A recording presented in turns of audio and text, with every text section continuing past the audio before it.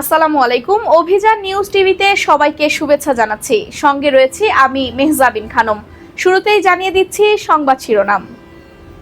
সোহেল হত্যার বিচার ও আসামিদের গ্রেফতারের দাবিতে অম্বিকাগঞ্জ বাজারে মানববন্ধন। বিস্তারিত জানাচ্ছেন মোহাম্মদ রুবেল মিয়া, ময়মনসিংহ প্রতিনিধি। অভিযান নিউজ টিভির সাথে আছি আমি নাইম। ময়মনসিংহ সদর উপজেলার ৪ নং পরাণগঞ্জ ইউনিয়নের অম্বিকাগঞ্জ বাজারে সোহেল হত্যাকাণ্ডের বিচার, আসামিদের দ্রুত গ্রেফতার এবং সর্বোচ্চ শাস্তির দাবিতে শুক্রবার দুপুরে মানববন্ধন ও বিক্ষোভ সমাবেশ অনুষ্ঠিত হয়েছে। মানববন্ধনে নিহতের পরিবার, স্বজন এবং স্থানীয় শত শত মানুষ অংশগ্রহণ করেন।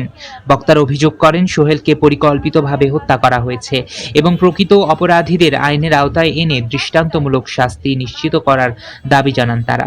এ সময় নিহত সোহেলের স্ত্রীর কান্নাবিজড়িত কণ্ঠে স্বামীর হত্যাকারীদের সর্বোচ্চ বিচার দাবি করেন। পরিবারের সদস্যরা হুঁশিয়ারি দিয়ে বলেন, দ্রুত বিচার নিশ্চিত না হলে আরও কঠোর কর্মসূচি ঘোষণা করা হবে।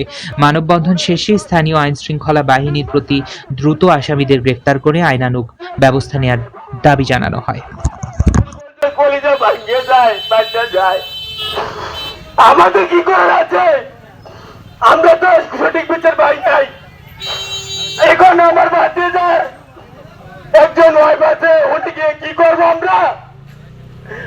আমরা রাস্তার মনে দাঁড়িয়েছে আমার সেই না এমন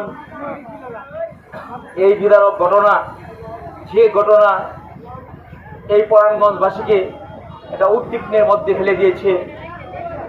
আজকে সোহেল নামে যে ছেলেটি নৃশংসভাবে হত্যা হয়েছে, সেই ছেলেটি যদি শক্তিকে আমরা নির্মূল করা তারেক জিয়ার একটা চ্যালেঞ্জ হিসাবে নিয়েছেন, সেই চ্যালেঞ্জকে আমরা বাস্তবায়ন করতে হলে আজকে আমরা এখানে মানববন্ধন করতে এসেছি।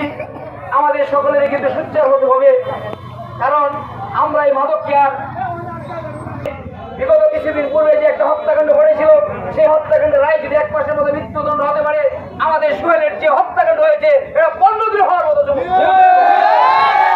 আমি সরকারকে আহ্বান করবো অতি দ্রুত সময়ের মধ্যে এদের বিচার কার্য শুরু করার জন্য, এবং আমরা যারা অন্যান্য আরো যারা এই মাদকাসক্তির সাথে জড়িত তাদেরকে যেন আমরা সমাজে যেখানে পাবো সেখানে তাকে ধরে নিয়ে আমরা প্রশাসনের কাছে নেব। মাদকাসক্তির সাথে আমাদের কোনো আপোষ নাই, আমাদের সরকারের কোনো আপোষ নাই, আমাদের কোনো আপোষ নাই। ইনশাল্লাহ আমরা এই পরাণগঞ্জ জীবন থেকে এই মাদকাসক্তি নির্মূল করে আমরা এবং এদেরকে ফাঁসির রায়ে দণ্ডিত করে